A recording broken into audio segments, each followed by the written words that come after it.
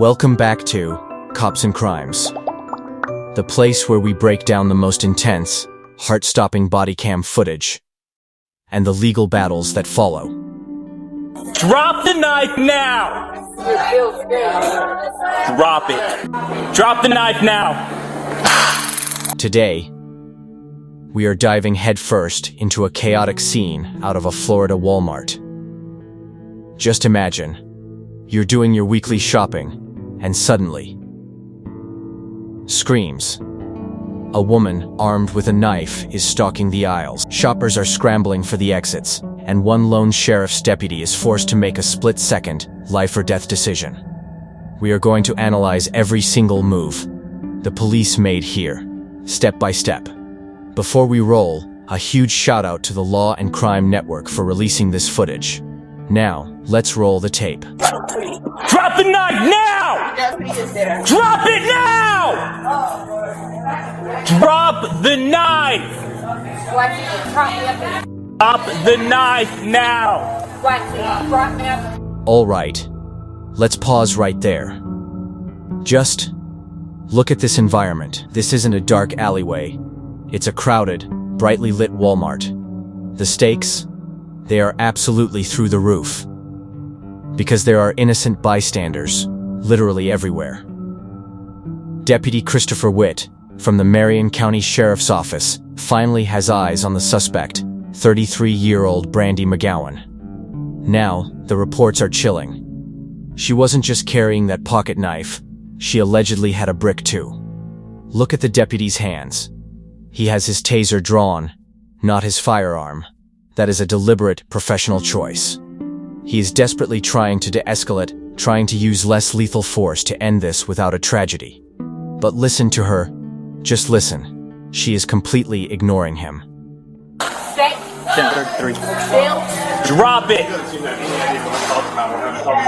Get back. Back up.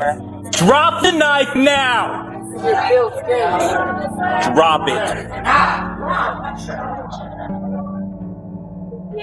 Drop the knife. Drop the knife.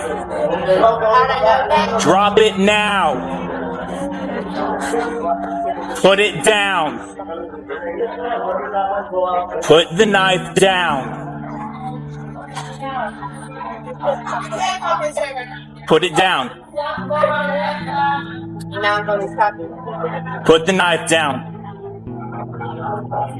Put it down now. Put the knife down. Put it down. Drop it. Drop the knife. Put it down. Put the knife down. Put the knife down.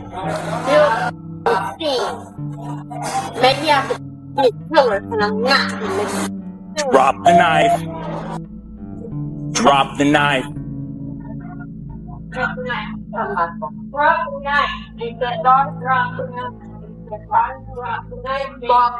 Drop the knife now.